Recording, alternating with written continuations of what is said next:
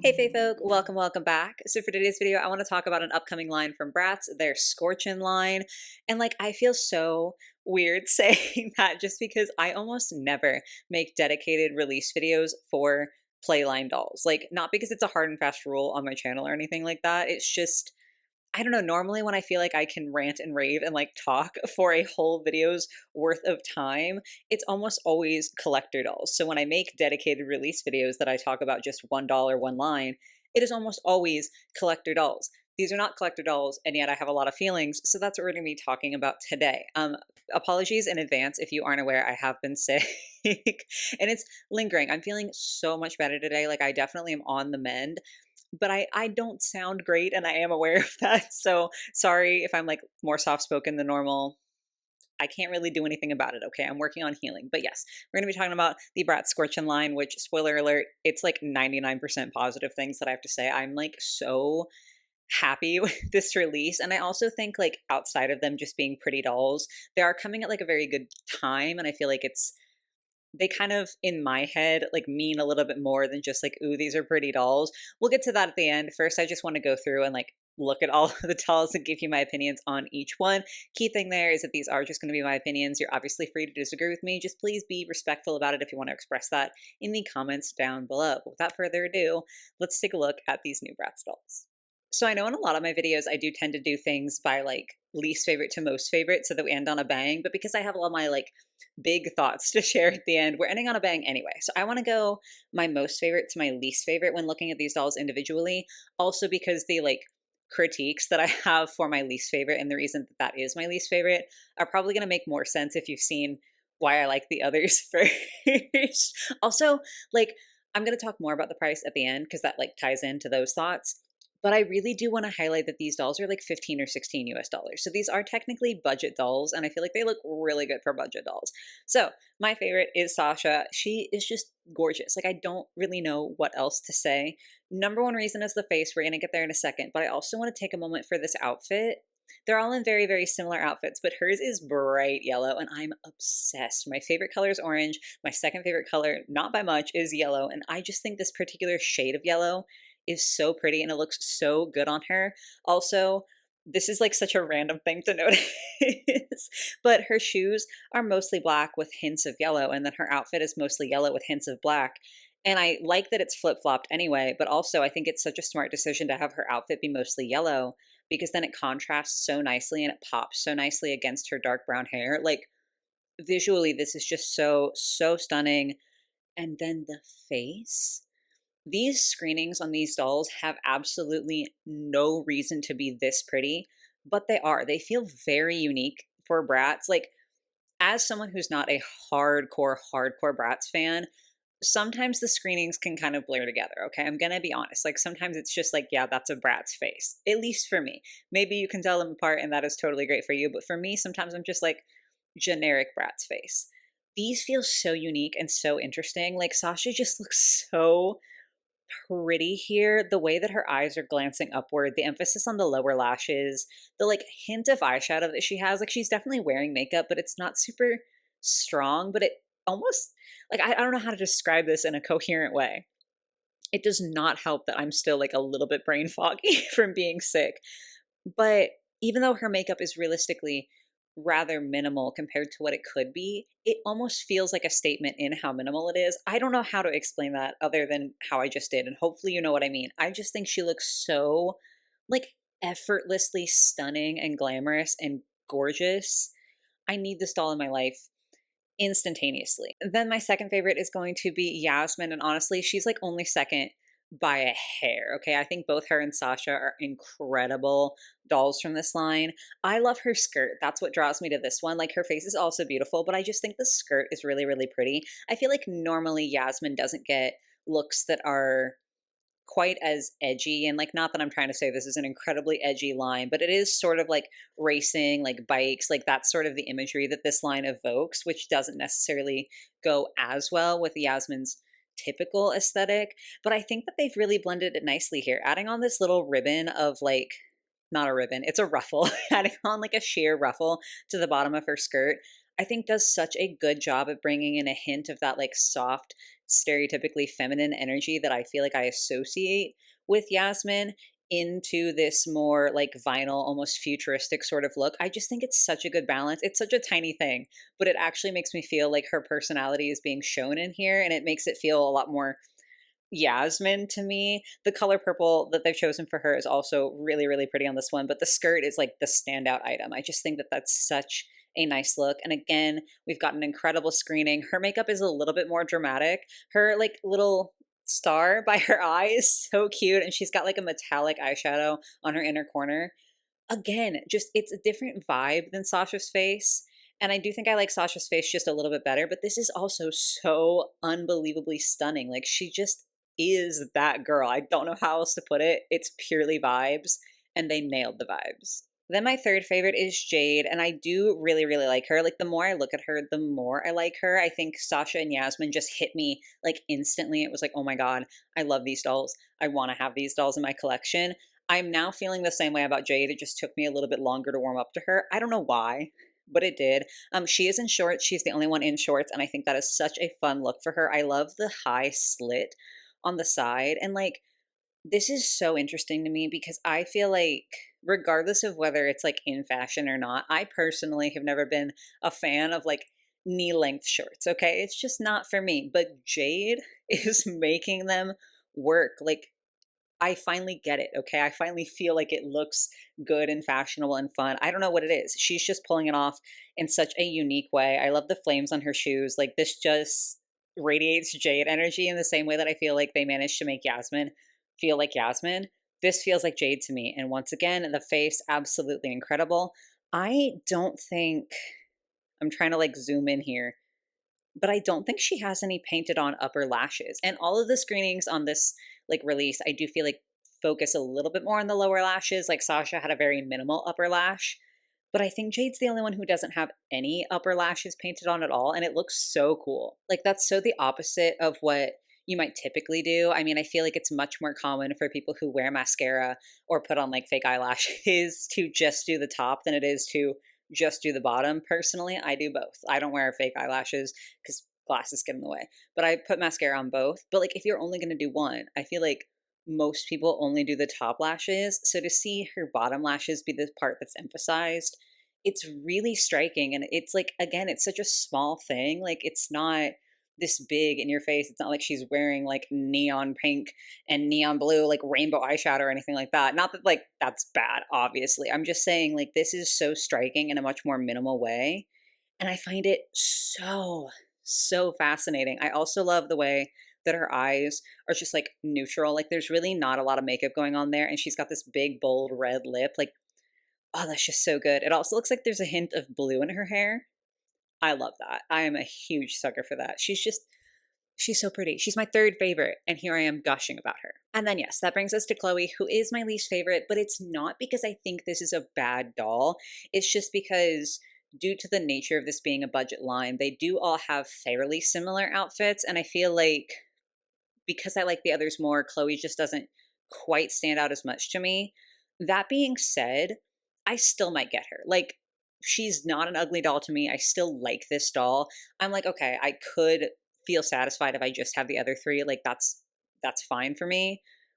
But also, I might decide that I want her too because she is still so so pretty. I do really like this like intense vibrant blue that they went with. I feel like when I think Chloe, I think of like more of a lighter like almost baby blue. So I really like that they went with something darker for this one, and it's super super super striking because she has just like pale. Obviously Chloe's skin tone is pale. She typically has blonde hair, and like this is very platinum blonde hair, but also her makeup getting into the face, again, much more minimal, very very light. It looks like I think she has metallic, like silver eyelashes on her upper lash line. So it almost looks like she doesn't have like upper lashes, but she does. They're just like harder to see because it's like if they're not reflecting right, you won't be able to see them. And then white lashes on the bottom. The face is what's making me consider getting her anyway because the outfit is like very similar to Sasha's, especially. I feel like they have pretty similar outfits. But this is just such a unique and beautiful face. And I just think it looks so cool to have this super like dark contrasty outfit and then have the entire makeup look be very, very light. It just, it looks so good. So clearly, I have a lot of positive thoughts. If we look at these dolls in a group, again, they are a budget release. And I think that's why it doesn't really bother me that they do sort of have outfits that feel quite similar. It doesn't feel bad similar to me. Like, none of these dolls is actually wearing the exact same outfit as the others. They all have something that makes them a little bit unique. And I think that that really, really helps differentiate it because, like, obviously having them be similar makes it cheaper to produce things because it's not like you're drafting a brand new, like, crazy different pattern where one has like long flared pants and the other has a mini skirt, right? Like, most of these dolls are similar. Like, you could definitely build one pattern off of another if that makes sense. But they also do feel different enough visually to feel interesting. It doesn't feel like, oh, here's four dolls all wearing the same outfit. Have fun, kids. Like, it's just so good, especially in the shoe department. I think this is a very strong testament to the talent of the design team, whoever worked on these dolls, because I'm pretty sure these are all the exact same shoes. But they look so different because they've been painted so different. So even though the actual shoe mold, again, like, don't hold me to that, I don't know for sure, but it looks like it's the same shoe mold for all of them. But they look so drastically different because the paint jobs are so drastically different. Also, they do have the lipstick heels, which, like, I kind of feel whatever about. Like, I don't feel super strongly about the lipstick heels, but I do love that the color of the lipstick heel matches the color of the lipstick on the doll. That's very, very clever and cute to me. But yeah, I think this is a beautifully designed line. Even like the haircut is all the same. I think this is this technically a hime cut? Y'all have to let me know. I'm pretty sure this is a hime cut.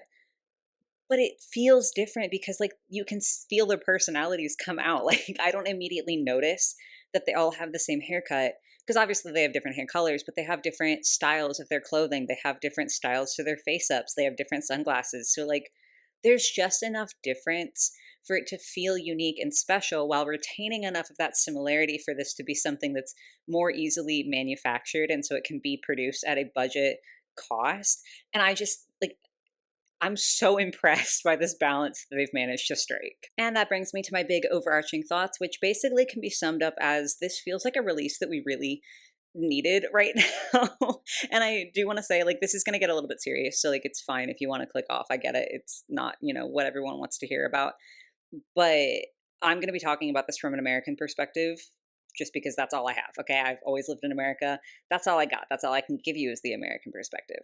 And in talking about this, in talking about how the economy is with regards to doll collecting specifically and how like doll collecting might be affected by everything that's going down, I really want to take a second to highlight I am fully aware that my capability to collect little plastic people is like not even close to breaking the top 10 issues of like the most important things going on in America right now. Like, I know that. I know that it is not that serious. I'm not trying to insinuate that it is that serious. It's the topic I'm bringing up because this is a doll channel. So I just feel like it's really, really important to highlight that. Like, I know there are so many more serious things going on in America at the moment. But like this is what I talk about. I talk about dolls, and sometimes I do get more serious. We're getting a little bit serious, but like sometimes I get even more serious than this today. I try to keep everything that is more serious doll related, not because I don't care about the other aspects. I do deeply. I just also understand that sometimes people need to just have like 15 to 45 minutes where they're not thinking about the fact that everything is crumbling around them. Like, and I would like to try to be able to provide that. So that's why I'm talking about something that's like serious, but it's not that serious in the grand scheme of things because I feel like this channel is supposed to be something that like people can go to and maybe get some critical thoughts, but like not have to be faced with the reality of like the immense amount of suffering that people are going through at the moment. I hope that makes sense. Whatever. I'm I'm saying that the best I can, and I hope you guys understand the intentions behind that. But just to get into what I'm trying to say, I feel like there has been a discussion for a little bit now. I would pinpoint it as going back to the like soft Rainbow High reboot of people discussing whether we might be entering another doll drought. So like post G1 Monster High, post Ever After High, those sorts of things. There definitely was a lot less option of fashion dolls on toy shelves. And I have heard a lot of whispers about like, oh, we might be going back into that. I wouldn't quite say that were there yet. Just because I do think, obviously, Bratz is showing up quite strongly. G3 Monster High still feels like they're doing really, really solid. Some things that Barbie releases are not feeling so terrible. So, like, I do feel like there's still a decent amount of stuff that's going on shelves and a decent amount of options that are on shelves. Definitely less, though. Like, even though I wouldn't say we are fully in a doll drought, and I hope that we aren't entering one, I can also recognize that we are losing some brands like OMG and the Tweens are like radio silence, like not a lot happening with those, if anything happening with those. Rainbow High has definitely stopped producing like their highest quality, most exciting dolls. They're still going, and so I would like to believe there's still room to like improve with that. But yes, it is a little bit less exciting. So like things are shifting within like the dolls that are available on shelves that feel a little bit less exciting, that feel like a little bit, oh, there's fewer options now than there were a couple years ago. Like maybe this isn't doing as good. And then when you couple that with the economy and people knowing that likely their budgets are going to have to get tighter and tariffs and what that might mean for manufacturing and distribution and the quality of dolls that gets put out, while again, I'm trying really hard to remain optimistic and be like, maybe it's not going to be a full doll drought, I can understand why collectors are feeling like, oh, this hobby might be taking a downturn. Like this hobby might not be in its peak at the moment because of things that are going on. You know, to talk about Monster High G3, they just released their Scary Sweet Birthday dolls. I'm very excited for those to arrive. They released Series 6 of Skulltimate Secrets, like the Hollywood Mysteries ones. But even with those, you can already see that things are changing a little bit because when they first went up on Amazon, like when they had their first little like drop, they were, I want to say like $30 somewhere in there. And now they've gone up a couple of bucks, like 32 to 35 somewhere in there, which is not the most drastic change, but it does show that things are already shifting and prices are already shifting. And so it does feel like, oh, the future of like doll collecting is at the very least uncertain. And it's not necessarily looking like that great. Again, that's not to be like doom and gloom, nothing good is coming out. Like, I'm hype for those Scary Sweet Birthday dolls, okay? Like, I'm so excited for those. It's not even funny. I think they're a gorgeous line. Like, I don't think G3 is over. Like, they're going to decline too, just like Rainbow High immediately. Like, that's not what I'm saying. But I can understand where some of that uncertainty and some of that, even like fear sounds dramatic, but I'm just going to say it. Like, even some of that fear comes in. And then when you look at like the G3 budget line, which is, you can't not directly compare it to these Bratz dolls, right? Because it's like around the same price, the Buried Secrets Series 2. Those dolls are not good, okay? And like, I didn't like them design wise just because that's not my typical thing. Like, that's not really what I go for, is that sort of preppy look. But seeing people get them and being like, yeah, the faces are kind of crazy and pixelated and like, this is just a lot, not great. So that's why I say this is the release that we needed because this is at that same budget price point as the Buried Secrets dolls, but it looks infinitely better. Like these dolls have separate pieces. I think, correct me if I'm wrong, absolutely, but I think that some of the Buried Secret stalls, like the top and bottom are like a top and bottom, but they're actually connected. So it's like sewn together, even though it's supposed to look separate. But these are fully separate pieces. Yes, there is like not as much detail on them that's not printed on them, but again, they're budget dolls. They come with the accessory with the glasses. They have a comparable level of articulation, but like Bratz have always had a lower level of articulation. So I do feel like it feels different for a Monster High doll to only have wrist articulation versus like a Bratz doll to only have like the knee articulation. I don't know if that makes sense, but like to me, it just feels a little bit different. The faces on these dolls, I feel like it's kind of inarguable that they're better. I don't know if that's just me. Maybe I'm crazy, but like I feel like these are just so much better for what you get. And that's not me trying to shit on Monster High. Like Monster High is always going to be my number one. I love that brand so, so, so much. But seeing like, oh my God, okay, $15, this is what $15 gets me. And then having these come in and be like, oh, $15 can get you this actually. It just feels different. And it also feels important and nice to know that like, if your budget changes as a collector because of like the prices that dolls are going for, or because of your personal like income and finances and everything, if you can't swing spending $30 on a Playline doll, I feel like it is so nice to look at these and be like, okay, I can spend half that and still get a doll that looks nice and looks quality. And to me, like looking at these, I don't immediately go budget. Like my brain, when I see the Buried Secrets dolls, is like, okay, yeah, they're budget dolls. You know, you have to expect them to have a little bit less. I see these dolls and I don't even immediately think, oh, these are budget dolls. Like I wouldn't be surprised if you told me that these were $20 dolls, or if they came with extra accessories, if they were $25 dolls. I just think they look so good for what they are. And I feel like this just, at least for me, seeing it on my feed felt so nice, being like, oh my gosh, these are well designed, unique dolls that have fun outfits and beautiful faces, and they're affordable. And it just felt so nice to see. So like maybe that's a little bit dramatic, but just to me, it feels like these are something special. And I feel like I would always think that like these are really pretty dolls, like objectively, even outside of the context that they're being released under. I think these are objectively just really nice dolls. But I also think being able to look at these and be like, oh my gosh, these are really nice budget dolls in the current climate feels really good and feels really important. And I'm very, very happy with this, obviously. But those are finally all my thoughts. Sorry. I I just feel so awkward like getting serious like that sometimes. It's not as fun to talk about, but also I think it can be important to talk about. And I think that that more serious side of things is a really large reason why I'm so happy with this release. Again, like I know I literally just said this, so sorry I'm repeating myself. That's not to take away from the dolls themselves. I think I even, 2, 3 years ago would have been like, oh, these are sick dolls, like cool release. But it just feels significant in a slightly different way to me. And I think that significance is important to talk about. I don't know. Y'all have to let me know down below if I'm absolutely crazy and I'm the only one thinking this way, or if you guys had like sort of a similar feeling about these dolls. I'm very curious to hear your thoughts on them in that regard, but also just like, what do you think of the designs? Are you as head over heels as I am? Do you think that the faces are just as cool? Like on that much lighter note, I would also love to hear your input. But that is going to be it for me for today, guys. Sorry again for my voice. Hopefully it'll be better the next time that I film. But yeah, I hope you guys were able to enjoy the video. I hope you have a lovely rest of your day or your night or whatever it might be, and I will catch you in the next one. Bye, guys.